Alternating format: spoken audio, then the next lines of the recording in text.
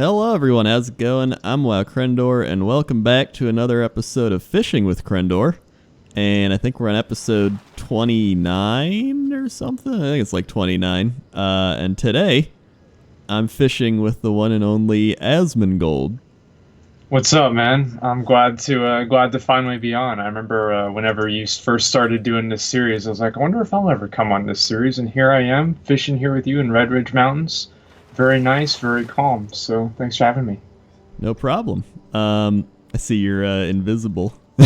What? Or partially invisible. Oh, here. that's because of my fishing rod.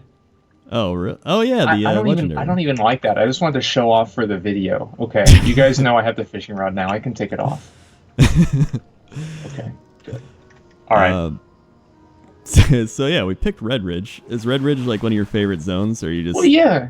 I mean, so back in 2006, I originally got into this game in the same way that a lot of kids get into drugs. There was a kid at my school in computer class, and he was like, yo, do you want to buy this game? I'm like, I don't know. And then he got really pushy about it, like with drugs. And I decided, all right, fine, I'll start playing WoW. And I bought the game from him for $20, and the game sat in my my bookshelf for the entire rest of the school year. And then during the summer, a friend of mine, Zach, he came down because he would visit every single summer to visit his dad. And he would come down and he pulled the box off of the bookshelf, and he's like, what are we doing playing Halo? What are we doing with our lives? Why aren't we playing this all day, every day? So that day we started thinking about how many lawns we could mow, how many plants that we could pot for his grandma, for her to pay for our subscription, and doing whatever we can to get that $15 a month. We eventually did that, and we started playing Horde. But he wanted to play a Paladin, and this is during Vanilla WoW, and so Paladins were Alliance only, and that's how the character you're looking at right now was actually born. Is that I had to? I guess born is a little bit weird, but it was created. It's a little bit overwhelming there. It was created just so I'd be able to play with him, and so obviously it was one of the first zones we went to, and it was just always like one of those really chill, calm zones that is just it. It's everything that Warcraft is. You've got the orcs in their little castle up at the top. You got the Alliance down here. You got the bridge. You got the monsters in the lake. You got the dragon. It's all good.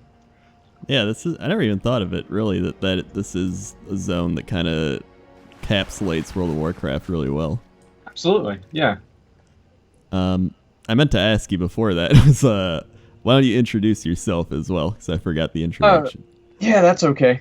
Well, anyway, I guess, what would I really introduce myself as? I think, my Twitter bio is a professional neckbeard, which I'm pretty sure is pretty much entirely accurate. I make Warcraft videos. I stream mostly Warcraft. Sometimes I play other games as well. And I've been doing that for a few years now, I think about 3 years or so. And I recently got into streaming about a year ago and started doing that a lot. And so that's pretty much what I'm up to, what I do, and what I'm about. All right, so let's start from the beginning of just how did you get into gaming in general? My mom had me play video games, and it was better than having a babysitter. And also, my mom, actually, I learned how to read through video games. Mom taught me how to read through video games. How old were you? When? When you were learning how to read from video games. Oh, I don't really remember, but it was old enough to whenever Super Nintendo was a big deal, right? I think 5 or 6 or so. Mm-hmm.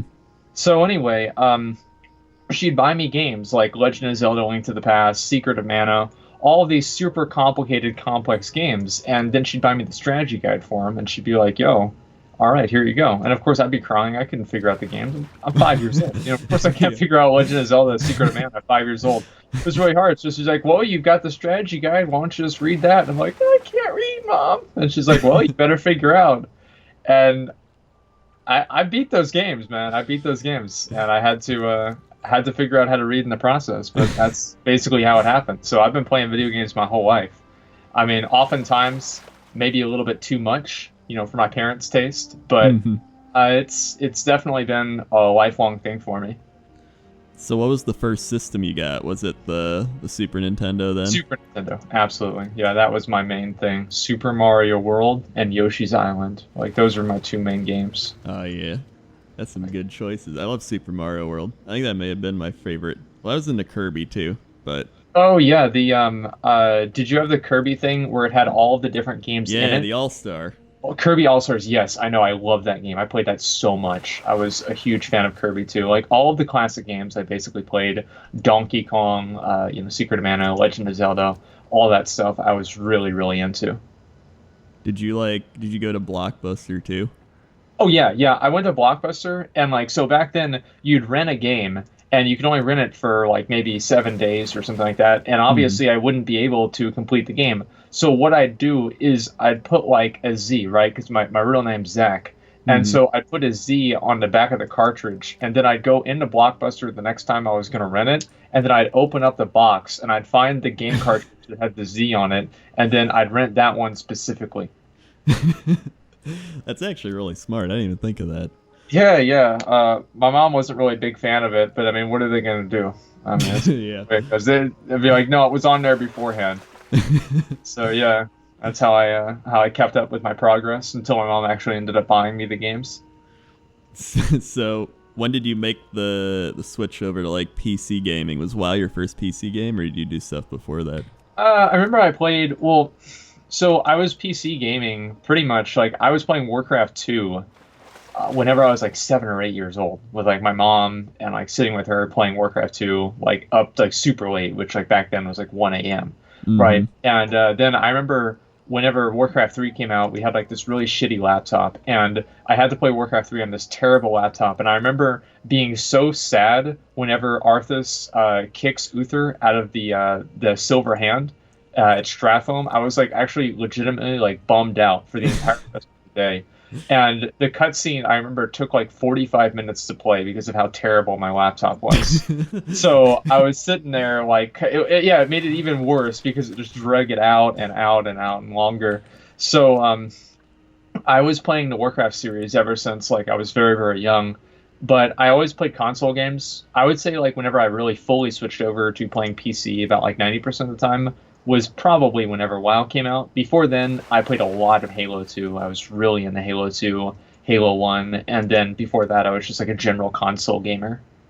But I mean, even now, of course, I'll play some Smash Brothers with friends or Mario Party or something like that. Hmm.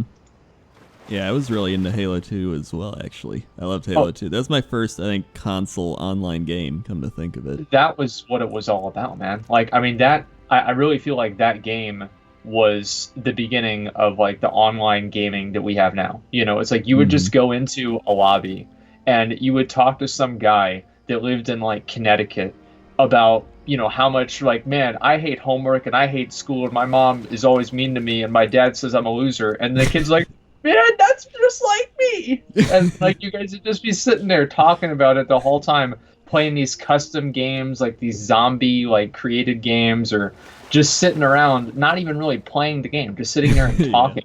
And it was the coolest thing ever because you actually got to talk to people from all over, I guess, like the country. I don't think it was worldwide then. You got to talk to people all over the country and just explore their life. And I really felt like that was amazing. And that's one of the cool things that WoW has always brought and online gaming brings in general. So I think Halo 2 was like the first game to maybe, if not like kind of make that a reality, but definitely make that reality mainstream. Yeah, I definitely agree with that. And I mean, Yeah. that was kind of, um, that was when Xbox Live took off as well. And I remember having to pay for it. And I had to like ask my parents for their credit card. And I'm like, I need to play online. And they're like, I don't know. We already bought the stuff. Why do we need to pay more money? Yeah, exactly. Yeah, my mom was kind of the same way, but she understood in a way. Like it was the Xbox Live Gold membership, and Hmm. you would buy the 1 year thing for like $50, and I'd always somehow get my mom to buy it. It was actually really funny. Like whenever I first started playing WoW, I put the subscription on my dad's credit card, and my dad is not one. He doesn't like to spend money. Okay, he Yeah. does not like to spend money. One time I went to Wendy's with him and I ordered a cheeseburger and he looked over at me and he put his hand on my shoulder and he said, "You don't need cheese." Okay. So it was not necessarily it was like 39 cents. So the idea of him paying $15 a month for me to play a video game instead of actually study in school or play sports or something, this was not something that he would be okay with. So I put it on his card anyway, and he's like sitting there in the other room and he's looking at his credit card statement. He's like, Zach, and he's like yelling to me the other room. It's like, what's this charge for $15 for Blizzard Entertainment? And I'm like panicking in the other room, because my dad went to Vietnam, okay? So if he gets mad, he gets mad. Yeah. All right. Like, I mean, he's not like abusive or anything, but he was pissed. Okay. Yeah. Like if anything went wrong, like if I did anything wrong, he'd be mad. Okay. If I spelled a word wrong on a spelling test, I'd be hearing about it. Mm-hmm. So, anyway, I'm like, and my dad had just retired at that point. And so he was like getting older and he'd forget things occasionally. And so I was such a little scumbag. I was like, no, Dad, remember I bought a t-shirt. Remember I bought one of those? You didn't forget, did you? I'm like, it's like, oh, no, I didn't forget. I'm like, yeah, cool. And then the next month rolls around, and it's another charge, $15 Blizzard Entertainment. He asked me the same thing. I'm like, oh, it was this shirt. He's like, I thought that was last month. I'm like, oh, no, this is it's another shirt. you didn't forget, did you? Remember I wore it the other day. He's like, oh, no, I didn't forget. And then after a while, I think it just confused him so much, he just stopped asking. And, this went on for, that's right. Yeah, he paid for my subscription this month. It's been going on the whole time. Is it really still going? Yeah. Exactly. And so it's the gift that keeps on giving. And it's definitely worked itself out. So, that is... Yeah, I've had my fair share of parents not understanding my hobbies. Yeah. I think I did that too, but it was just more of like 1 month, and then I think I had to just tell them, and they were like, all right, we'll just pay for it. They weren't like mean, they weren't like, they never got mad. They're just like, well, keep having fun with your friends. I'm like, yay. Yeah, it's good that you're doing something with your friends. That's so nice. Yeah, my friend, like, we would have to, we'd like go and like plant, flowers and stuff in like his grandma's garden. And she'd give us like $50 and take us out to eat afterwards. So that's how he paid for his. So we were just trying to do whatever we can to make money. I remember one time we had we put out a Kool-Aid stand in my front yard, and we were pretty much just trying to get any money, like selling like a glass of Kool-Aid for 25 cents. And our other friend was there with us, and he ended up drinking all the Kool-Aid, and we made no money. So we were doing whatever we could. Normally, I think I did that with lemonade, but it's like I've never heard of the Kool-Aid stain. We didn't know how to make lemonade, but everybody like in the whole neighborhood, like my Kool-Aid was legendary because I had the brilliant idea of just adding twice as much sugar as I was supposed to. It was delicious. That was really the only difference. That's like the McDonald's strategy. Yeah, exactly. People loved it. Like, they would be like, oh, man, Zach, you gonna make any more of that blue Kool-Aid? I'm like, yeah, man, all right, let me get the sugar. That'd be great. What was the, first job you had then? First job I had then, first legitimate job I had, I would say, actually was working at the IRS. I worked at the IRS processing tax forms. Really? Yes. I think that's the last thing I would have thought you'd done. Yeah. Well, my dad worked there for a while, and so I got the job there, and it was actually probably one of the best jobs I've ever had. I'd have like these ladies that, the type of ladies that work at the government bringing me all kinds of things. We'd have like these potluck things. And I remember one time, because I'd never like to bring anything because it costs money. I don't like to, apple doesn't fall far from the tree. I don't like to spend money either. Mm-hmm. And so one time we went around passing a list around of everything that we would bring to the potluck. And I wrote on there barbecued kittens. And they were going around trying to figure out who did it, and then they showed it to my manager. He thought it was even funnier than I did, so I didn't even get in trouble. But after that, they never asked me to bring anything again. So I was just sitting there, and they'd be bringing me cupcakes, KFC. It's like, how many times you ever had cupcakes and KFC in the same meal? The IRS, it'd be every week. It was great. But I love that job. And I mean, obviously, there's plenty of stories of like working at the government, like government waste, not a lot of things that would happen. People have to do like process 150 forms an hour, people processing 7 while they're on the phone complaining about how hard their job is. You know, it was a real show, but I actually really enjoyed that job. I really did. Was it just like dealing with tax forms and stuff then? Like, what's forms specifically did you have to go through? Basically just the like 1040 version forms, then processing them. Then we'd have to send them over to another unit. I don't really know how much this I'm supposed to talk about, but we'd have to send them over to like another unit where they would process like large groups of them, and then send them over to another unit where it would be entered into like the different systems, and then we had to process, make sure that we didn't throw away checks or anything like that. There was a lot of different things that we would do. Like I ended up like doing 3 or 4 different jobs there all at the same time, because then that made it okay if I did one of them wrong. So, well, what made you leave that job then? Well, it was a seasonal position, and so they hire a lot of people whenever it's tax season, and Yeah. that they let those people go. So I would work intermittently there for a few years. Is that the only job you did then prior to YouTube and No, I also worked at Sam's Club for a little bit under a week. only a week? Yeah. So anyway, Sam's Club. I always thought working at Sam's Club would be really cool because I like going to Sam's, and that was about it. So I was like, yeah, it'd be cool to work here maybe. And this was back in like whenever it was really hard to find a job in like 2010 or 2011 or so, like around there, probably 2009 even. I honestly don't remember when it was, but it was quite a while ago, and jobs were not really that easy to find. So I got an interview, and they wanted me to work in the kitchen, and I didn't really want to work with food anyway because it would actually just kind of make me sick. But I was like, yo, I'll just take the job and I'll see how it goes. I took the job. It was absolutely awful. Like, obviously, Sam's is Walmart. And Walmart, of course, doesn't necessarily have the, most disciplined employees. Yeah. So what they had to do is they had to make it to where you had your own locker, and you had to put your cell phone in your locker. You couldn't even have it on your body. You could only use it during breaks.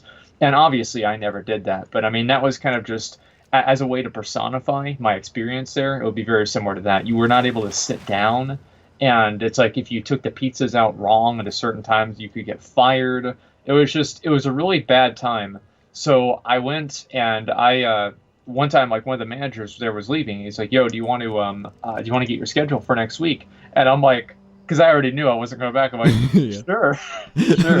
And so I was like, yeah, okay, fine. And so they're telling me like, yeah, we're going to need you to be here at 7 a.m. I'm like, wow, it's really early. Man, that's going to be really hard.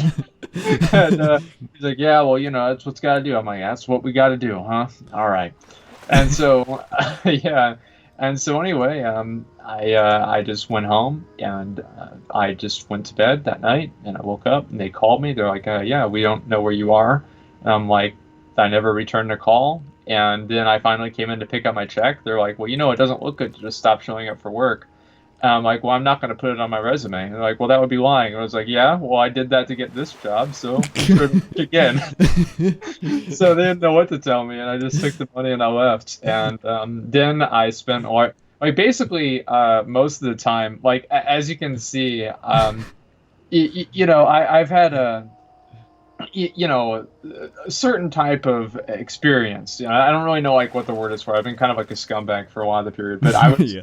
I didn't like working at Sam's, and it was probably bad for me to not just like show up again, but I just didn't really know how to tell them that I quit. I didn't really know what to do, right? It was like my first like job that I didn't like. So I didn't really know what to do. And I actually have on like my lamp up here on the top, I can look up and I can see like my Sam's Club like name tag. It says Zach, Cafe Associate.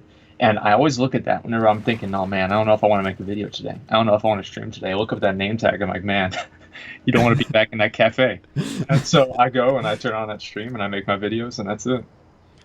That's probably one of the best motivators I think you can use. It's like people buy those like love, live, life like things they hang all around. Those like basic girl Target things that are like $15, and it's like what is it? Drink, love, pray, or something like that. Like family is forever. yeah, families, yeah, all that really, really sappy, dumb stuff. Yeah, it never And does anything. no, it really doesn't. But I'll tell you something: is that name tag? It does. Always does. And I remember going back into Sam's Club and seeing some of the people that I would work with, because I mean, I did actually make friends with a few people there, and I remember seeing them and like just looking at them like, you poor son of a bitch. You know, I mean, I guess like I don't really know why I would think that, because it's not like I was doing something better at that point. I was just unemployed. So, Yeah. but I mean, anything would have been better than Sam's Club. So There's a those certain it was a very, very formative experience. You know, before then I just didn't really care about anything. I was like, I don't know. And I remember like that was actually what motivated me to go back to business school as well. It was like, you know, I wanted to do whatever I can. You know, I just fished up a healing potion. Oh man. Did you know you could do that? I had no idea. I thought you usually just caught twigs and stuff if your fishing was low, or like then normal fish. I never knew you could get a healing dude. potion. Oh well. Do you think I'm playing this for fun? I mean, Come it on. explains why you got the pole. It's not Yeah. like it's level 5. Well, I mean, I didn't want to get the other pole because then I'd be invisible, and then you wouldn't be able to see my tusks and mana off. Like, Oh, yeah, that's true. Transmog together just so nobody can see it. Come on. So, was that like? Did that ever ruin your kind of reputation with Sam's Club then? Like, What are did they you gonna not do? even- Gonna not give me a pizza? I don't mean like Sell me a them pizza? personally, not like going I to don't Booty care. Bay when you're hostile or something. Oh, Just wait, like, I mean, did it just make you not want to go there as much? Like, wow, this place sucks. I mean, for a little while. No, not. It's just it was kind of awkward. It's like, oh, hey, isn't that the guy that just stopped showing up to work? And Yeah. now he's just here. I mean, yeah, that was kind of awkward. But other than that, no, it didn't bother me at all. I came in. I loved the pizza there. It was great. I just didn't like making it. You know, they actually had you put on a certain number of pepperonis. Like, Really? I mean, It's a because it's quota? Walmart, right? So they got everything, you know, time task analysis down pat. So it's like, it's got to be like 38 or 42 pepperonis. I mean, you put on 43, 39, 37, man, you're going to talk to the manager. You know, like, they're not trying to waste money. Yeah, I've heard they even track the cups at places like McDonald's or Wendy's, like anywhere. They track the amount of cups they have. Oh, yeah. I mean, they're very, very serious about that. I mean, I can understand that to an extent, but I think that at Sam's Club, like, I certainly didn't track the cups. Like, maybe if I was supposed to, I didn't know. I was asleep for half of orientation. Might have missed that part. So you went to business school then? Did you go to Yeah. business school after doing all this then? Yeah, I did. Well, intermittently back and forth, before and after. I have a degree in business, and then I was also pursuing a degree in systems analysis. And I'm probably going to finish that at some time, and then I might go to law school after that. But really having to work in the cafe at Sam's Club kind of told me that, you know, maybe I should really try to learn some stuff. And but yeah, that's pretty much like what I did in terms of education. So would you say that's what helped, or did it help you at all doing YouTube and Twitch and all that after going there? Not really. No, I mean, like, I mean, obviously there are little things that are important, but I think that also you have to have like kind of a certain mindset to do it, and you have to have like innate knowledge and kind of a good instinct on it. And I think that's really one of the main things that people that are successful have and people that are not successful do not have. And that's probably one of the biggest points that I would say. Maybe it helped me a little bit in terms of like having the right terminology, like understanding like an idea like market saturation, right? It's like somebody's never going to hit 5 million subscribers on YouTube just making loud videos because there just aren't that many people that are in the potential audience. And you could understand that in an abstract, but going to business school and everything helped me understand that and quantify that and turn that into an actual idea that has a label to it. So that definitely did help me, I would say.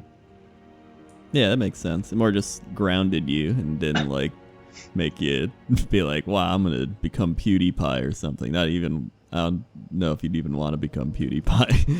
I don't know. I mean, it would be okay. I mean, I've never really liked Minecraft, though. I think you played a lot of that. I was not a really big fan of that game, but it'd be okay to, I mean, 55 million subscribers, I don't know. I mean, I don't know if I'd want that, man. Yeah. That seems too big for me.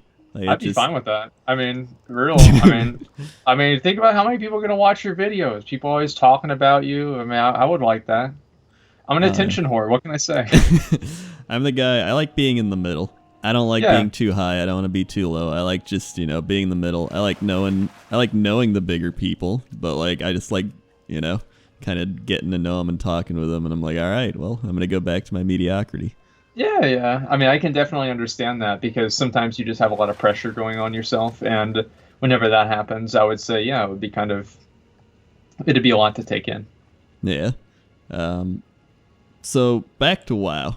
Yeah. How did you get into World of Warcraft then? So obviously you played Warcraft and you like already knew about a lot of Warcraft. So like, when was the first time you even knew WoW was announced or WoW was gonna be a thing? The only thing I knew about WoW before the kids sold me the game is it's that game that losers play that costs money every month. Like, that's honestly the only thing that I knew about the game. And, then I turned into being one of those. so here I am, 10 years later. But I first started playing in July 2006. So, for perspective. Nice. Yeah. So that's, was that when Burning Crusade was coming out, or was it right before Burning Crusade? I think it was right before Burning Crusade was announced. Burning Crusade came out in, I think, January 2007. Yeah, I think you're right.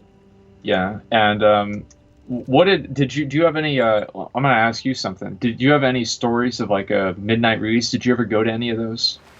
I didn't actually go to any because I remember having to go to school the next day, and I was Who cares about school? I know. Come on, man. Well, I used up all my sick days, being sick.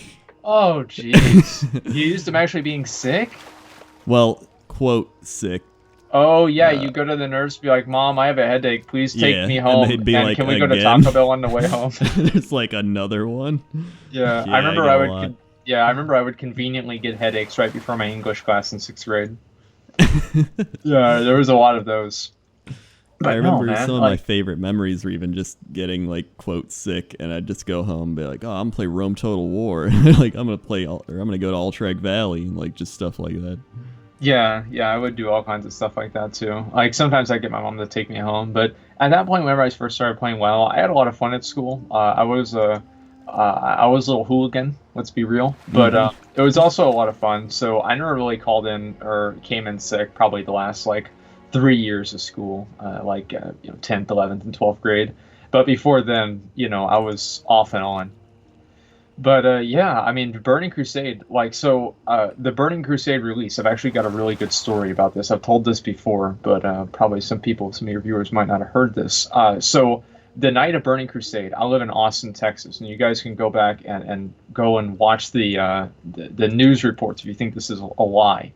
So Austin, Texas, you don't think it's going to get cold in Austin, Texas, but every once in a while it does. And the night of the Burning Crusade release was one of those nights. So my mom and I'd never been to a midnight release before. My mom and I, we go to Steak and Shake because we had pre-ordered the game from GameStop, and we went over there at like 10:30, and there was nobody there waiting outside, and it was like 30 degrees outside, which I know there's some people probably living in like Russia or something. They're like, oh, that's so warm. Yeah. But for here, that's cold as hell. All right, so we're in Steak and Shake. I'm eating my steak, drinking my shake, and we look over there. And we realized that we had maybe lost track a little bit of time. And there was a line that was probably like 100 people long. And I was like, oh my God, okay, Mom, we've got to get over there right now. And so we go over there, we get in line, and we finally get inside the store, like 30 minutes later. We get inside the store, and I see right next to it, because my mom's buying me 2 copies of Burning Crusade, because I got my mom into World of Warcraft as well. I thought it was a really good idea, a good investment. I let her play on my account for a little while. And then she enjoyed it so much she got her own account, and that way, like my thinking was, instead of her telling me that I have to leave for a raid, she'd ask me if I had a spot, and it actually worked. So she was playing the game too. So she was already buying 2 versions of Burning Crusade anyway. And I go over there and I see a T-shirt, and it's an Illidan T-shirt, and I just figured I'd go for the Hail Mary. And I was like, Mom, can you buy me this T-shirt? And she's like, sure. And so she buys me the Illidan T-shirt. She buys me Burning Crusade. I go home and I play Burning Crusade until the sun comes up. And I'm like 16 then. So I'm, this is a big deal. And I go to bed for 2 hours. I wake up for school. It was a fucking snow day. It's a fucking snow day, and I play Burning Crusade that whole day, and I was like making snowmen with my friends. I remember at that point, I was thinking to myself, maybe we should go back to church because maybe God is real. Like I seriously thought that. It was like one of the best points, best moments in my life. It was amazing. I still loved it so much, man. Was that like how many snow days did you have after that? Was your only snow day in high school?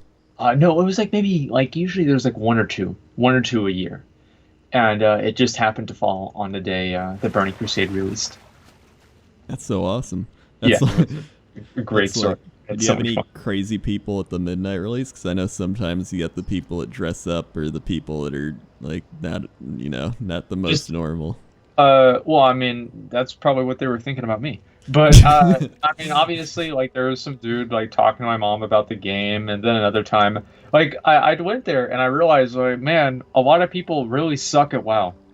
Like, because I was talking to him, and like, there's one guy for the Cataclysm release, and he had no idea that ICC dropped like the Frostbrood Drakes, like the Frost Worms. And I'm like, bro, do you play this game? Like, you've never even looked at your achievement tab. You've never even seen people flying around. You don't even know this is real. Like, why do you even need Cataclysm? You're probably like level 5. And yeah, I mean, a lot of people were absolutely clueless, and I think that's definitely like it was definitely weird for me. But other than that, there was nothing really that stuck out. It wasn't like anything crazy, like a guy dressed up like Thrall, like running around trying to hit people with a hammer. Or Yeah. anything. It was relatively chill. So, what are some of your favorite just WoW memories in general, just throughout your entire WoW career? Favorite WoW memories. Okay, so I'm actually making a series at some point, and I'm gonna make a tell the whole story because I've got all my screenshots. I've recorded videos from like Burning Crusade onward, and I've recorded all of this stuff. And so I actually plan on putting all of this into like a real video because I think it's like just a really cool story. But some of the highlights I would say would probably be, for one, me and my friend Zach. We were pretty high level at that point, and one day we couldn't get a group for Dead Mines, and we spent the entire afternoon into the evening soloing the entire thing. And I remember like killed Van Cleef. It was like the biggest deal ever. I felt so good about two-manning Dead Mines with him. That was an amazing moment. Also, like getting into like my first like super serious raiding guild, that was a big deal. Getting immortal before Old War came out, and so I got my Black Proto Drake. That was a really big deal. I would say those are probably some of my main like favorite memories. And then also the day that I logged on, and I've been like really going for like getting like the realm first or realm top achievement points, and I finally reached that. And like I logged on, and like 5 people messaged me about it because people were kind of like paying attention to it, and just stuff like that. Just things. I would say those would be probably some of the my biggest moments for WoW. I mean, like also like little things like that, killing different raid bosses and all, but mainly those would be the ones that I'll remember for a very long time. So, you seem like you really enjoy just kind of completing just whatever there is to complete in the game in a way. Like, I remember you said you had all the mounts. Like, do you have all the mounts? Nobody has all the mounts. Nobody has has all the mounts. all the mounts, but like, do you have a lot of mounts? I have 407 mounts, How many mounts are there? like 450 or so. Inter- If you count like, because obviously there's been however many PvP seasons, that's that many gladiator dragons, and you've got some of the other mounts are removed from the game. So of mounts I don't really buy store mounts. I dislike the whole idea of store mounts, and I don't really have too many TCG mounts either. So I don't really count those onto the list. But in terms of mounts that are obtainable in game that I do not have, it's probably somewhere around 10 mounts that I don't have. That's still really good. I mean, probably better than most people. Like, do you have the Time Lost Proto Drake? Yeah, of course. Do you have the Zandalar Tiger? Yes. You have the Raptor? Yes. Do you have... I don't know. I'm just like listing off mounts. I don't know. I can't think of like any super rare... Oh yeah, what about the Ivory Raptor? The Ivory Raptor? I just remember the Ivory Raptor. Well, I guess you were Alliance. The Ivory Raptor, if I remember correctly, was an original Horde mount that didn't have the upgrade armor, and so that would be like giving you the achievement, the old school ride achievement. So that was a troll specific mount. So I obviously wouldn't have that one. Yeah, I thought of that right after I was like saying it. I was like, wait, that don't even make sense. I just remember people having the Ivory Raptor and people being like, oh my god, it's the Ivory Raptor. Oh yeah, that one's super rare. Yeah, that's just, I don't know. I'm very simple. I have my Zandalar Tiger, and I was really happy with that, and so I just always ride that around when I. You're talking about the red one with like actually looks like a real tiger. Yeah, the like actual tiger-looking one from ZG. Yeah, you farmed it out before they took it out of the game. Yeah, it was like I think it had like a month or two left, and I ended up going there with some guy. I was like, I'm gonna go to ZG. Do you want to go? And he's like, all right. And it ended up dropping. And I was like, oh my god. And I was like, I've been farming this forever. And then he rolled on it too, and he won it. And I was like, oh, come on, dude. Like, I brought you with. Like, I've been farming it. And he's like, all right. Just give me, like, some gold or something. And I gave him the gold. And I was like, all right, it's mine. And then, like, a week later, he was like, I wish I didn't do that. And I was like, it's mine now. No refunds. Yeah, no refunds. And so I've just always ridden that kind of ever since. Yeah, I've really liked that mount too. It's definitely like really showy, and I think that's what's really important because I mean you got to be stunting. You know, you got to have people like because if you're riding around, if people don't know that you're coming, you're doing something wrong. So you got to be looking cool, got to be looking sharp. So sometimes I ride that mount. It's not really that rare. Like that's the problem is I want to ride a mount like the basically. Like how big your dick is directly correlated to how many people around you don't have the same mount as you do, right? So if you want to be riding, like you first kill a mythic raid boss and like nobody else has killed it on the server, you get the mount, like you get on that mount, you get in the middle of Dalaran, you're like, yo, look at this, it's not a big deal, but I have this.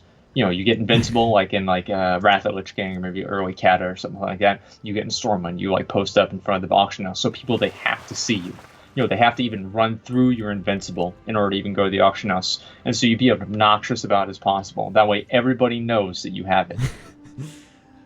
I mean, there's no other way. There's no other point to the mount then, because you can just ride any other mount at that point, and it's going to get you to where you need to go. Yeah, what's the difference between like a Pinto and Invincible? Like nothing. Like it's a different shape. I guess Invincible flies. But I mean, a regular snowy griffin in Invincible, there's no real difference. It's just that the prestige around it. So that's why it's important to make sure that you always have the rare mounts. With Chizulian Tiger, I definitely think it's a very rare mount.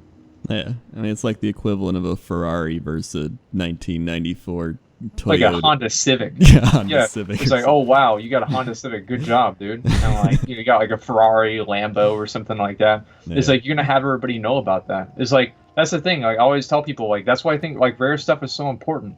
Like people don't buy a Lamborghini to go 200 miles an hour because you're gonna go to jail. You know, because you can't have people doing that. They do it to like park outside Taco Bell and just act like it's not a big deal if they have Lamborghini. You know, they see people taking pictures next to their car, and they'll come up like, "Oh, hey guys," they're like, "Oh, is this your car, Mister?" Like, yeah, it is. It's not a big deal. The other one's in the shop, you know, and act like it's not. That's why people buy that stuff. So like the mounts are the same thing, man. Like people love to get like their cool mounts and show off and feel special about it, and that's kind of like what it's always been about. So, how did you actually get into doing YouTube? Or you did YouTube first and then Twitch, right? So there's a long story for that. I've been making videos ever since I was about 8 or 9 years old. Like a friend of mine had a video camera, and we would make videos with his video camera. And then my dad, for Christmas one year, whenever I was 11, he bought me my own video camera, which I still have. And ever since then, I've been making videos and making content. And as soon as my computer was able to, I started recording my WoW footage. So I have everything from Burning Crusade onward. And from YouTube, like I made a YouTube channel back whenever I was first in high school. And as soon as I was even putting videos out on MySpace, okay? Like the first point that I could get my content out there, get people watching me make a fool of myself, I started doing it immediately. And that's what I was all about.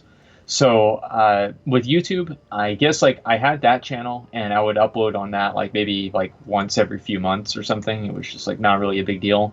Like recently I've been uploading it on it more. It's just like a real life channel in a way.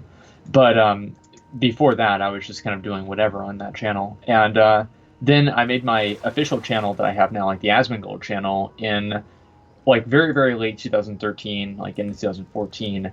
And I started taking it more and more seriously in like 2015 or so, or like late 2014. And what really got me into YouTube is I had nothing better to do. Yeah. And that was pretty much the whole thing. I'd go and I'd look for like a guide on how to do an achievement, how to solo achievements. That's something I've always really liked to do, is like doing achievements and soloing stuff. So I'd go and I'd look at a guide, and it's just like some dumb kid with like dubstep music. And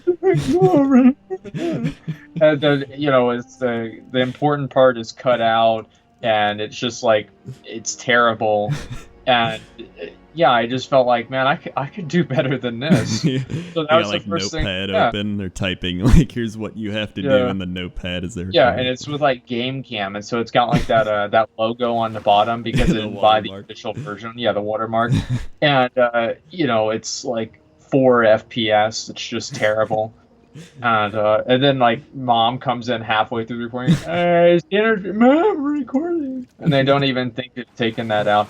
It was just really bad. So that was how I would think of video ideas. So like I just Google something on YouTube, or just look it up on YouTube, which I guess would be Google.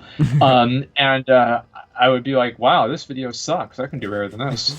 And so it's how I basically started doing. I never ran out of content for a long time. I mean, what year was that? Was that like the early or like 2010 or something? Or like... Well, whenever I made my original YouTube channel, like, was in 2008. Whenever I made my channel that I make guides on now was in 2013. Like, I think it was like November or something like that. Yeah, so that's still a pretty long time. Oh yeah, I've been making content for relatively a long time. I mean, now I do like YouTube and Twitch. I try to do them about equally, since like things have just kind of changed in terms of the paradigm online for making content. Mm-hmm. But and also like I originally went into this thing like thinking I was gonna make WoW content and like do achievement videos, and it's like, damn, I've done a lot of those already.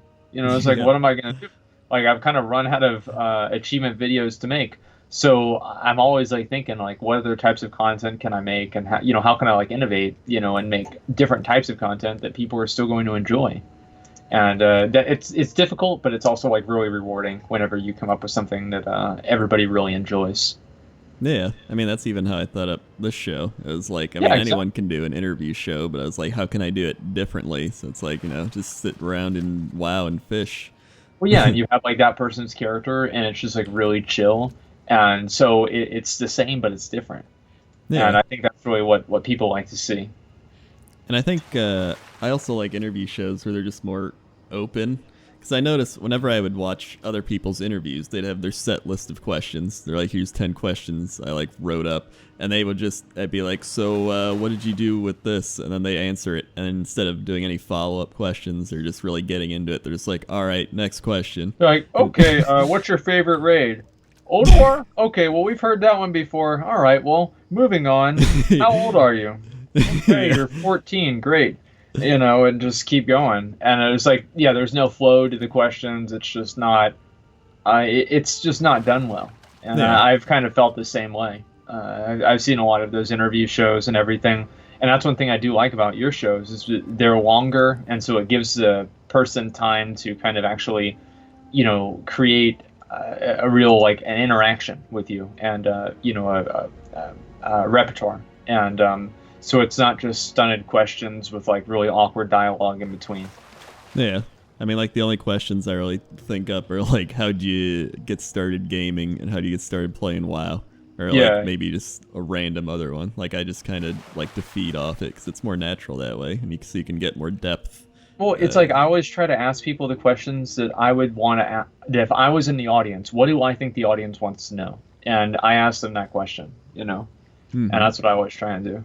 Because that's what I did with my the Allcraft. I mean, not like just me, because obviously Hotted and Rich are on there too. But like, I try to think a lot ahead of time of like what kind of questions am I going to ask somebody, and then how am I going to kind of segue that into like another topic that I want to go over. And it's just like kind of getting into that and doing a different type of content, because that's not just like WoW videos. It's something that's like a little bit more meta, and it's really interesting and fun to do that too.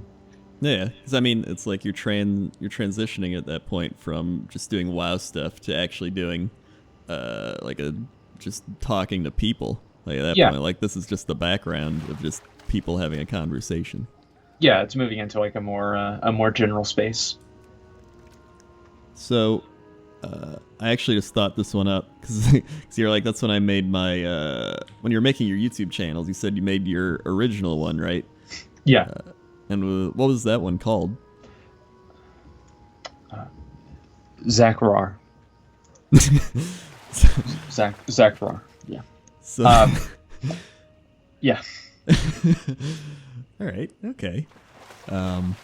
So what made you go to Asmongold? Like, how did you even get the name Asmongold? Because I know people are always like, how'd you get the name Crendor? So how'd you get the name Asmongold? Well, I was out in my backyard playing with mud and sticks with my friends, and it was my code name. I've had Asmongold the whole time. Like, I've had other aliases that I would use, but every place that I would go to, like, on MySpace or on, anything on WoW, obviously, I would try other names like Zach or something, and obviously they'd be taken. But I'd put Asmongold in there, and it never would be. So that's kind of how I kind of came to start using the name a lot, because it was just it was completely original. It's not derivative of anything or any of that. It's just that's my name. Like, did you just think it up off the top of your head or something while you're like it was so long ago. I don't really remember how it came into conception. Like, in a way, I think it was actually somebody else, like an older kid, gave me the name. But then also, I remember myself giving myself the name, and it's very hard to remember actually how it actually came to be. But all I know is that I've been Asmongold for as long as I can remember. That's actually really weird, because I watched something on how like our memories get warped because we'll like keep rethinking of that memory and kind of changing the story every time we bring it up in our brain. Yeah. And so I imagine that just happened to you as well. Yeah, it's just one day there was Asmongold, and the genesis of that, it's like a little bit unclear, but that's kind of the way that I remember it.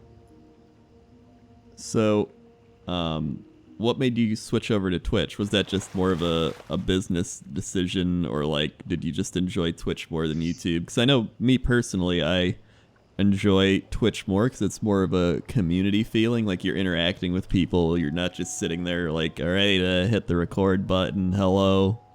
Like that. Yeah. Hey guys, make sure to like, comment, and subscribe. Yeah. Oh yeah. Yeah. It's awful.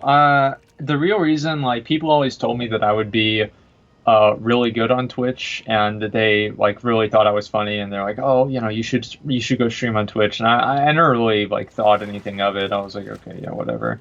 And so I eventually like, after I made my channel, I did like a stream, and like my first stream I ever did was I got something like 250 or 350 viewers, which was like a really, really big deal. Actually, it's not true. Before that, I had streamed a couple of times, and one time I was like farming on the Timeless Isle, and I had 0 viewers, and I had somebody come in, and I think they called me gay, and then they left.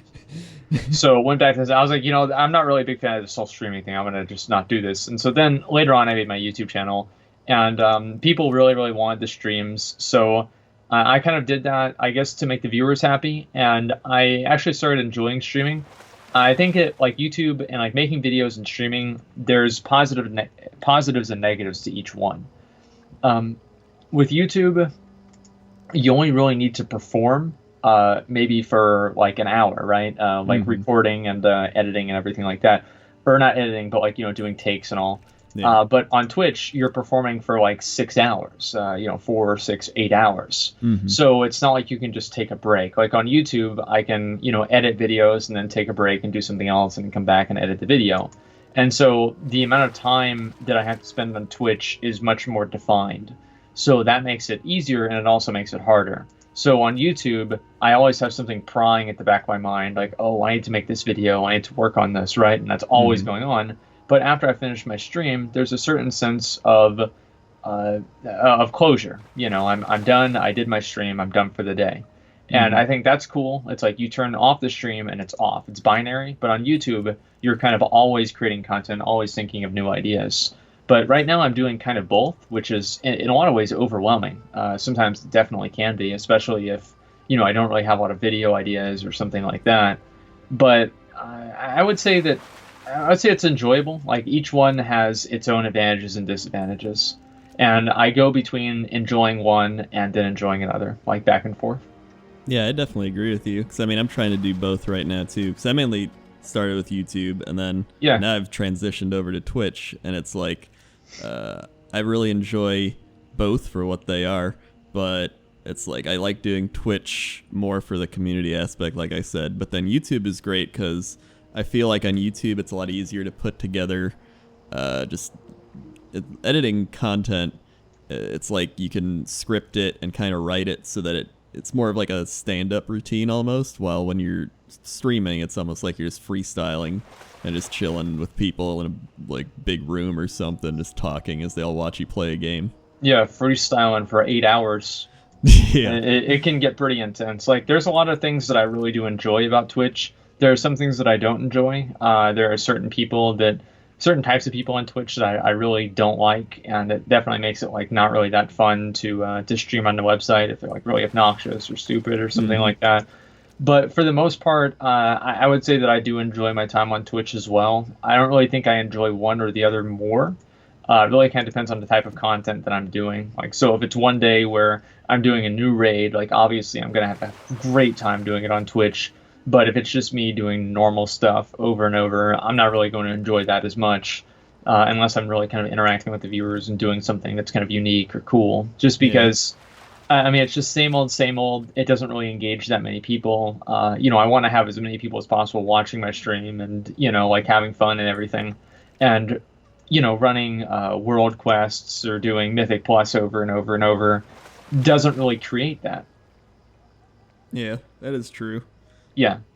It's kind of like with YouTube, it's more of just a creative thing. Like when I make something like a WoW machinima and I put it up, I feel that sense of like, wow, I just created this thing and I feel really good about myself. It's not just like I put up Let's Play episode 80 today. Yeah, oh boy. That's one thing I really enjoy with YouTube is it allows me to do that. That's the one thing where people are like, would you still do YouTube if you didn't make money? And I'm like, probably, because for me, it's still a creative outlet. I probably wouldn't do it as often, but like I would still do it. That's exactly the way that I tell people. Like I'm transparent. Obviously, I make a lot more videos because I can make money off of the videos. If I didn't make any money through streaming, I'd probably stream more.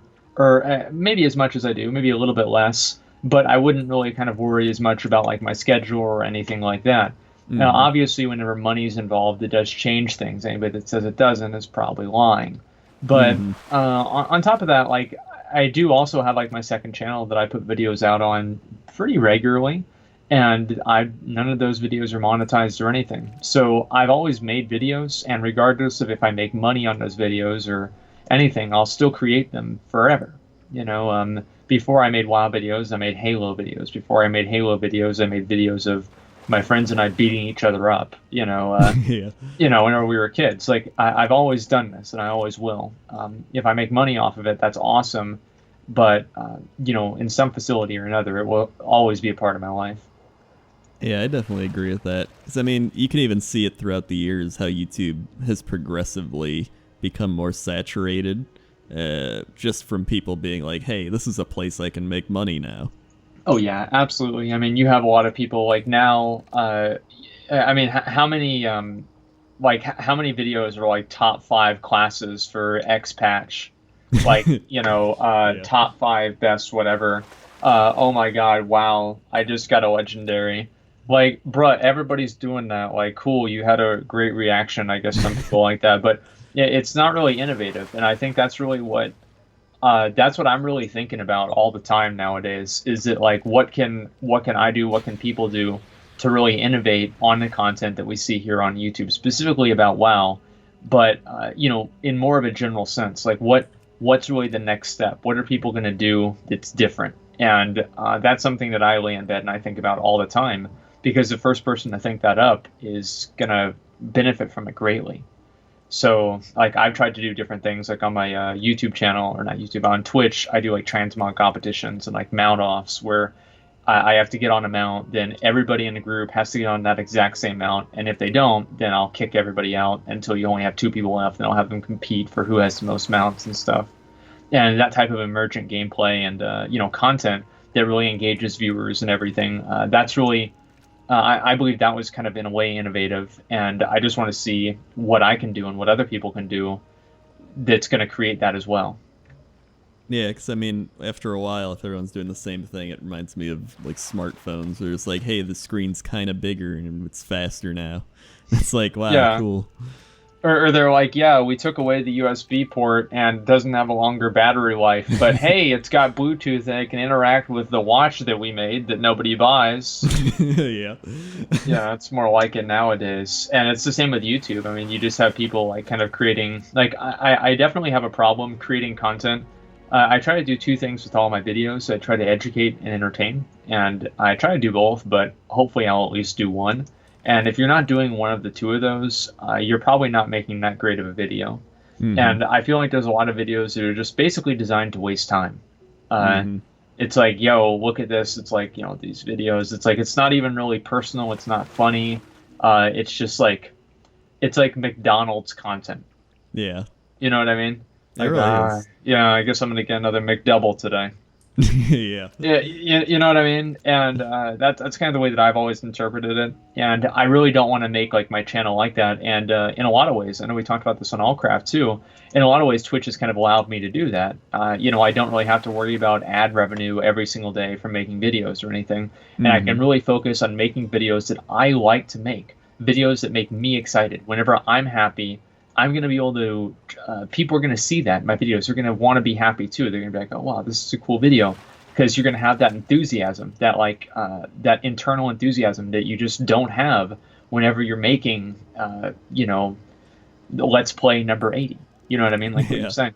And I think that's really what it's about. And I really want to create videos like that. I want to make people like, whenever I put out a video, I want people to be like, oh my God, new Asmongold video. What's this going to be? Not, oh, okay, he put out another one. Like, I want it to be exciting. I want it to be new. And I want people to be excited for it. And that's what I really try to do and think about. And not having to, upload on a daily schedule or anything like that. Although I'd want to. In some ways I can't, because there's not really content for me to talk about unless I just kind of create all of my own, which I just simply don't have the creative time to do with streaming. I can still make some of those videos and make each one special and good and something that people remember. And that's, I think, in a lot of ways, it's made me enjoy YouTube a lot more than just thinking, what video am I going to make today? Yeah, I agree with that. Because, I mean, even if you make too many videos, it starts flooding people's sub boxes and stuff. And well, there's even a term for it. Yeah, there's subscriber fatigue. That's why I wouldn't really recommend people to put out more than one video a day. Mm-hmm.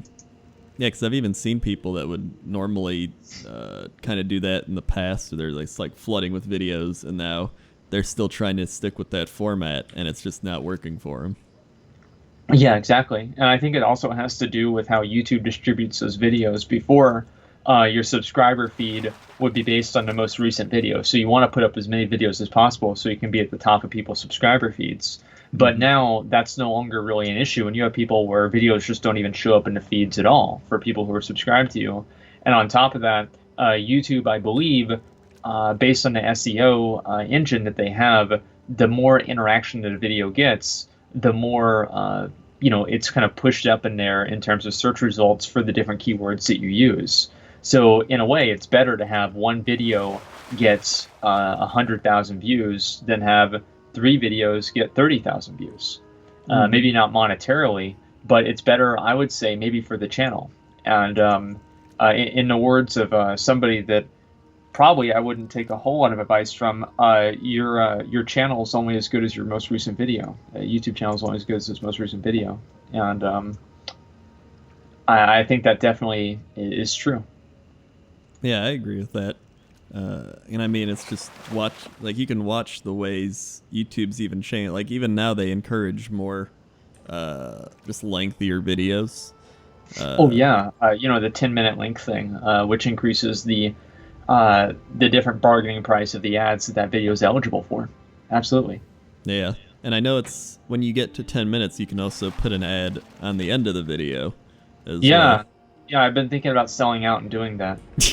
But I don't even know like how much more that would give me. I really have no idea, honestly. So I haven't thought about it too much, but it's always a consideration. Like I know people that try to put out 10-minute videos exactly like 10 minutes and 5 seconds just so they can get that other ad in there. And I just feel like that's such a it's such a hollow hollow experience. I want it to be. I think like YouTube in like 2008, 2009, like was a lot more. I don't really know like what the word is for it. Pure in a way, and like Yeah. now you have like a lot more of people doing things for much more transparently monetary reasons, and it just definitely like kind of takes the I don't know like the innocence out of it. Yeah. And It's like everybody back likes then to it's make more money. passionate. Yeah, it's about passion. Yeah, and that's what I think that Twitch has really allowed a lot of content creators to do is to create those passion videos and still have that in themselves, but at the same time also be able to support themselves and do well and not have to worry about being able to pay for things. That's one of the reasons I haven't set up my own Patreon, because I was like, what if I do a Patreon for WoW Machinima stuff or all that? And I was like, I mean, people are just supporting me on Twitch. Like, that's my Patreon, essentially. Yeah, Like, I don't mean, need one. a lot of people do that too, and I think that unless you're like providing another level of content, so like if you have like a guild or something like that for patrons where you do runs for them or something like that, maybe that could be something you'd want to do, or you have like an IRC or some sort of other chat room that you use to like answer their questions or interact with them on a more personal basis.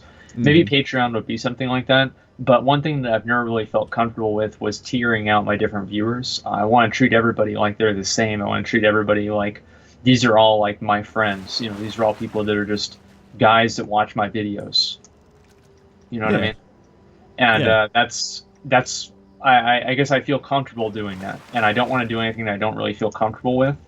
And in a way, I like the idea of like donations more than subscriptions, because donations are like, yo, this is funny, here's $5, rather than, hey, I'm subscribing to your channel, so I expect to see content, in the next like month or something like that.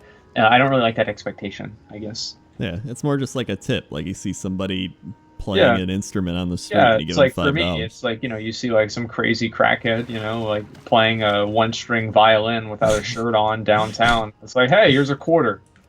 Don't spend this on drugs. But I know you will. It's completely fine. But I just feel, I feel comfortable being a crackhead. What can I say? So, as we come to the end, I wanted to ask you about fast food, because as I've looked into like all the stuff you do, it seems like you eat a lot of fast food. I do. And I'm curious as to if that's just how you grew up, or if it's just something you kind of play up as just like being a part of your persona, or like, do you just really love fast food? This isn't a show. It's not a show. I usually eat fast food once a day, and I have not been sick since like probably 2009. I never feel bad.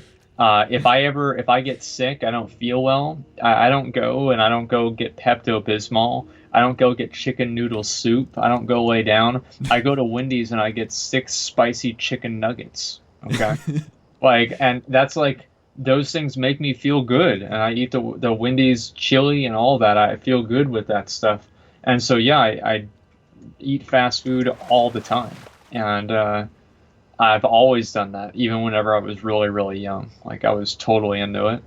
And it's also like, because I'm not really the best cook ever. Like, probably my cooking skill caps out, like in WoW, it would probably be cooking skill like 6. Okay.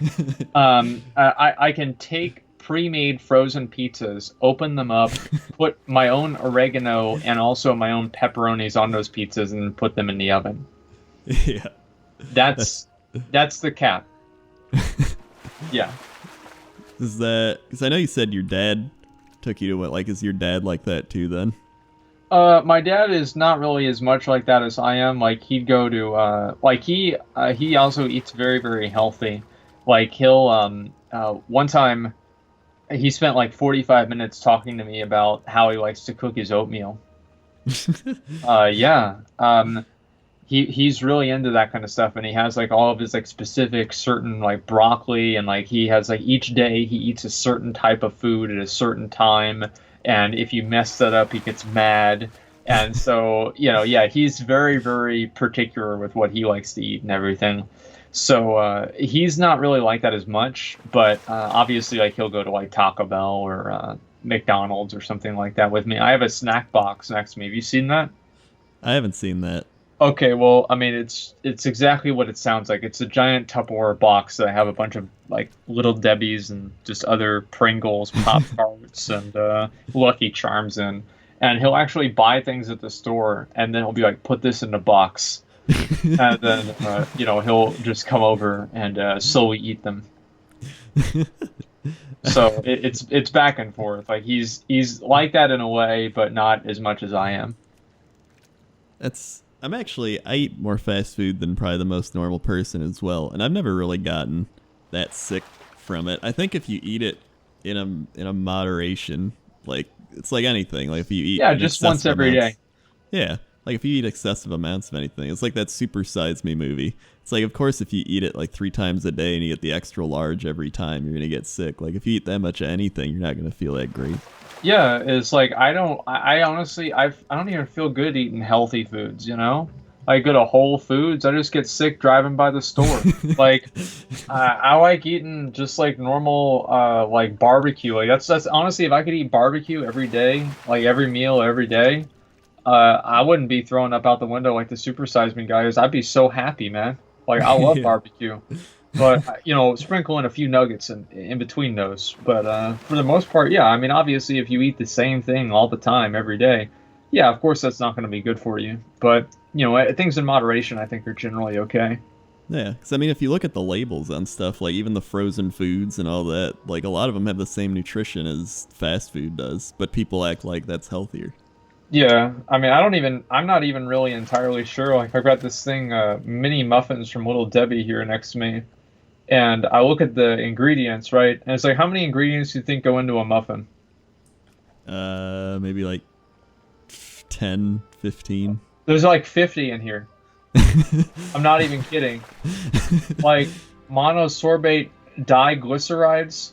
Like, when was the last time you like, oh yeah, let me get the eggs, the milk, and also the monosorbate diglycerides in there. You never even said, how's that even going in there? Lactate sodium steroil, like, I mean, what is that? I don't know, but the muffins were really good, and that's what I care about. Yeah, like somebody had to have looked at it and been like, I mean, people haven't died eating it, so not put yet. It in there. Yeah, not yet. Maybe it just takes 30 years. Well, this is the pinnacle of of the modern world, is these chemical muffins that we're eating here. Yeah. They're delicious. I mean, there's people that used to starve, and it's like, I'd rather have my chemical muffins. Yeah, I mean, you think about that. Yeah, do you want to be a caveman trying to, sneak up on a deer and bash it on the head with a rock? Or do you want to just be going to Walmart, buying some muffins, and just eating them? Yeah. I don't know, man. I think I'll go with the muffins. I think I would, too. Yeah, exactly. So, that's my final question. If you had to pick your favorite fast food place, what would it be? Would it be Wendy's? Would it be Taco Bell? Probably it would be Wendy's. Honestly, I probably go there the most. The reason that I like Wendy's the most is it has a pretty large breadth of content and just different types of food. Like, you've got the chili, you've got the nuggets, you've got the double stacks. You've got the chicken sandwiches, you've got Frosties. You need to be a baked potato there. Yeah, you can get the baked potato with chives. You can get the chili cheese fries. You can get the Baconator. You can get the Son of Baconator. You can get the number 1, number 2, number 3, which is a hamburger with hamburger number 1, double hamburger number 2, obviously triple hamburger number 3. You get salads. Well, some people could get salads on a hypothetical level. I've never had a salad in my life, and I hope to keep it that way. But yeah, I mean, they've got all kinds of like crazy stuff at Wendy's, and Jack in the Box used to be my favorite, and I feel like after they made that bacon milkshake, just the franchise went downhill. Hmm. That was it. That was the end. That was the beginning of the end. That does sound like it would start an apocalyptic end. Yeah, it was just wrong. Mm-hmm. Just wrong. Well, have you had Burger King? I've had Burger King. Do you like Burger King? I like Burger King a lot. I actually like the Whopper, and I like their fries, but I don't really like anything else they have. Here's what makes me nervous. 10 nuggets for $1.50? That's true. What's in those nuggets? That's way too many nuggets for that price. That's like too now, cheap. There's something wrong. There's something wrong there. I don't know what it is. yeah. But I got one for free once, and I ate like 2 or 3, and they tasted okay, and I was just so suspicious I didn't even finish the box. Yeah. That's like at McDonald's. If you order something now, they're like, "Do you want 4 nuggets for $1?" And I'm like, "Sure." But They like, yeah, they do that a lot of the times now. They're just I'm like, gonna "Hey, have to go over there.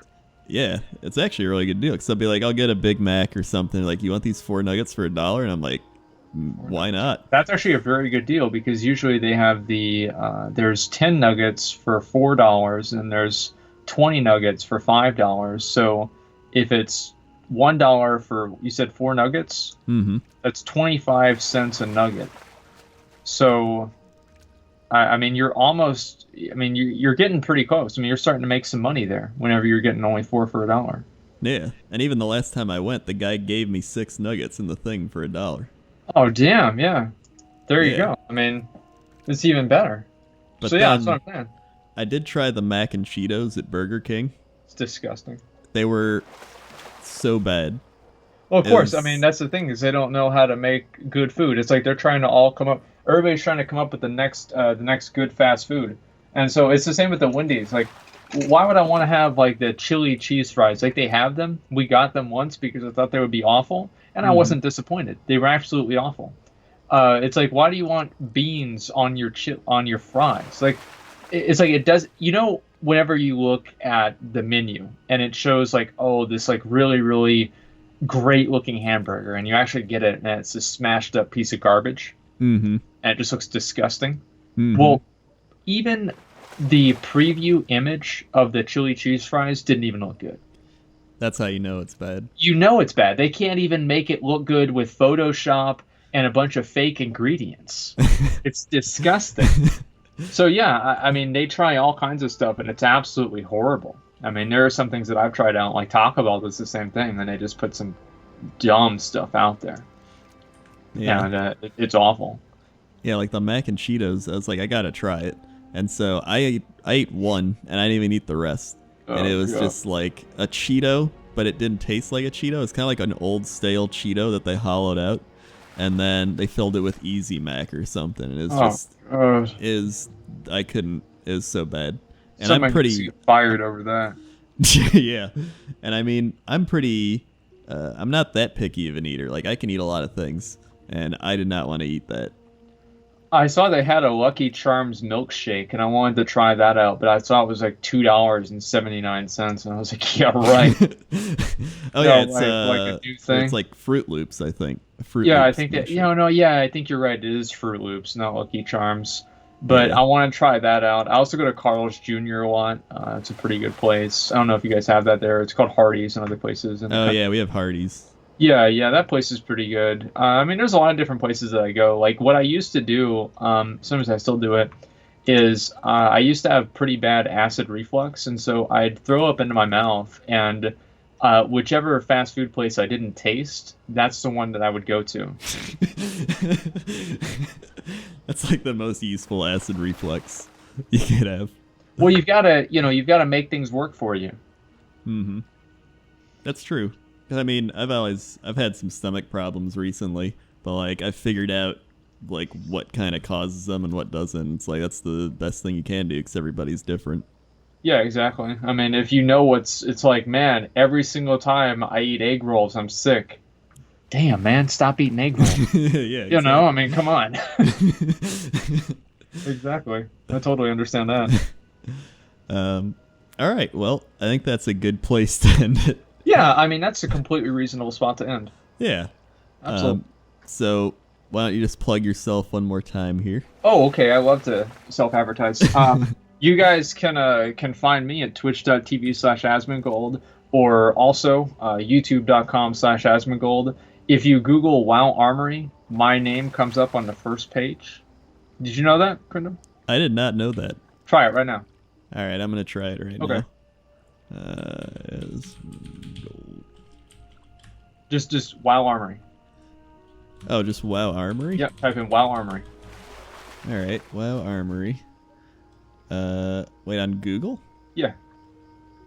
Mine says Armory at Silver Moon, Limit at Illidan.